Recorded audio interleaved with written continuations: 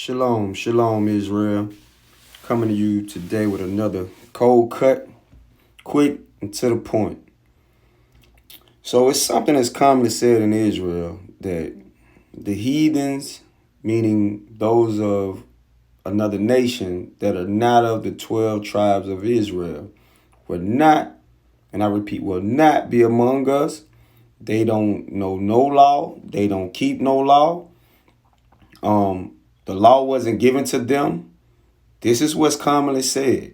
Now, today we're going to go into the scriptures. We're going to go into the law, right? And then we're going to go into another historical event that's recorded in the scriptures to see if how brothers are breaking these things down, dealing with the heathens, is biblically accurate, right? So one of the feast days, and the most important feast day that we have, is the feast of Passover, right? And so now the question is, can heathens eat the Passover of the Israelites? That's the question, right? And so with that being said, we're going to go to the account of Moses being commanded, right, by the Most High for the children of Israel to keep the Passover, and then how to keep it, right? So here we go. We're going to start out in Exodus chapter 12, right? And we're reading verses 48 through 50, okay? So here we go. Exodus chapter 12, verse 48. And when a stranger shall sojourn with thee, and will keep the Passover to the Lord, let all his males be circumcised. So right here we see halfway through the verse that the Most High is accepting the strangers of other nations to partake in the Passover. But it's under one stipulation, and that stipulation be that they be circumcised, right? I'm going to continue to read.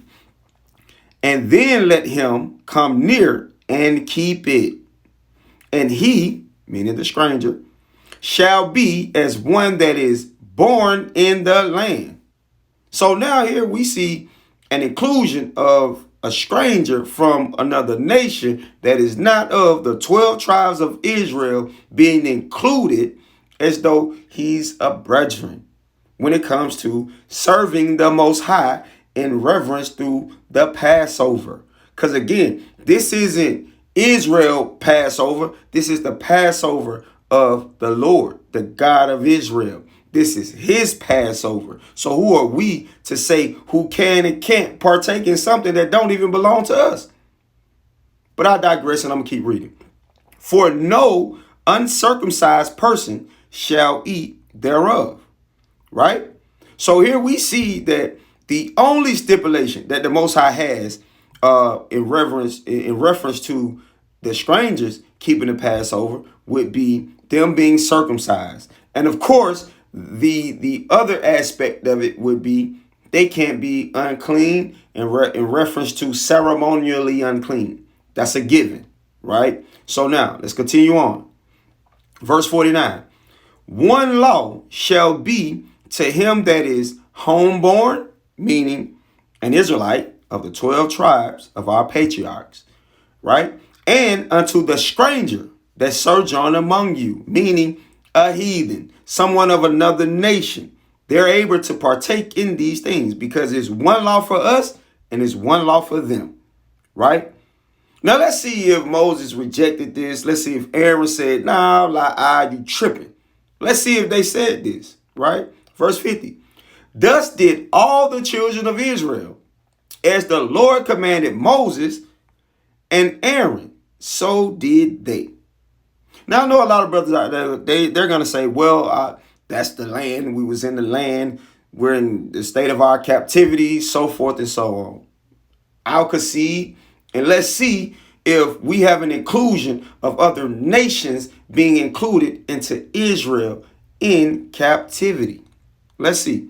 So now we're going to go to the book of Esther. To give a backdrop of the book of Esther, the book of Esther is basically explaining how we were in a position to where we was about to be killed off, right? Annihilated, the whole nation, right? Because the king was being tricked and coerced to sign a decree to basically exterminate us, right?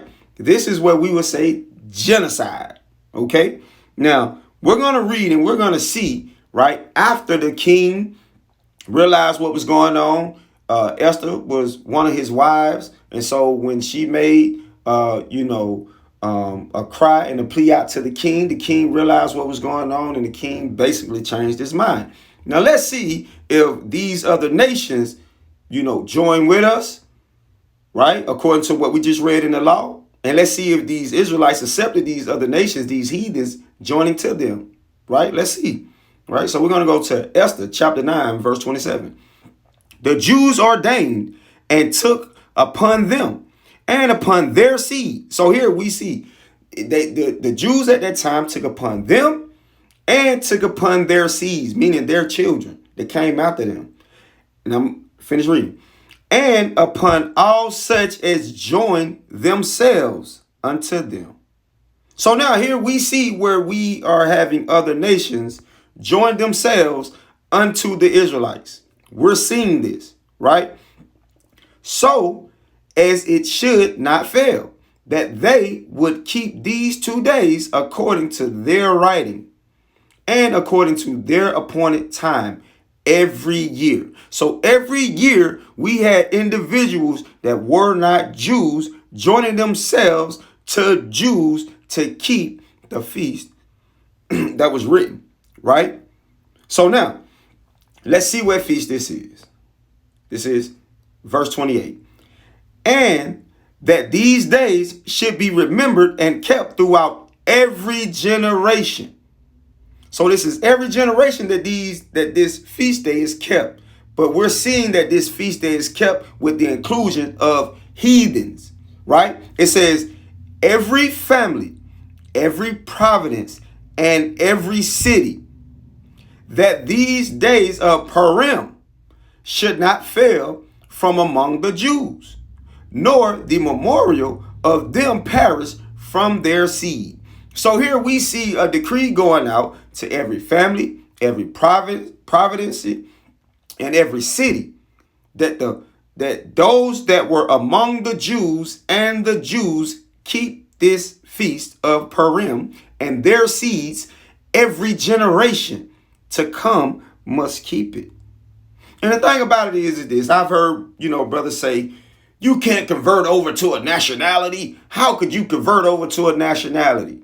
With this next verse, I'm playing semantics, and I just ask one question. Explain this verse, why it's written the way it's written, if we're saying that heathens can't convert over to the nation of Israel, right? So here we go. This is Esther chapter 8, verse 17. And in every province, in every province and in every city, whithersoever the king's commandment and his decree came, the Jews had joy and gladness, a feast and a good day.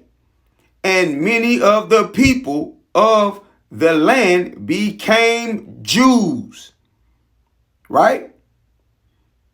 For the fear of the Jews fell upon them. Now, my question is this. Why is Esther recording in our Bible that heathens became Jews? If we are in the land of our captivity, and us modern day Israelites are saying that no nation has the ability to convert over to a nationality that's not their own. Someone please explain this to me. Or should I say to the people, right? Because we have a lot of explaining to do. We have a lot of cleaning up on how we're saying what we're saying when what we're saying is not matching up with biblical records, right? And this is just so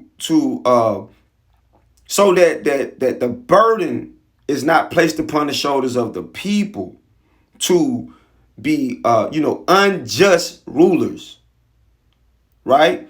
We supposed to be getting prepared mentally and spiritually for a kingdom to come. And if we're having a kingdom to come, we must rule in all righteousness. From Genesis to Revelation, everything must be compiled together. But these prophecies cannot go against what's stated within the law. Now, the Most High, the God of Israel, accepted these people, accepted these heathens that was coming to submit themselves to worship and serve him. Whereas us modern day Israelites has made it about serving Israel. When from the beginning, even dealing with Adam, it has always been about serving the Most High God of Israel through his son Christ. This is what it has always been about. But we have moved away from that. We have moved away from reverencing the Most High God of Israel through his son Christ and made it only about Israel. Made it only about our camps. Made it only about our elders. Made it only about camp doctrine. Now we got a whole lot of cleaning up to do with Israel. And I got faith that we're going to do it. And with that, shalom.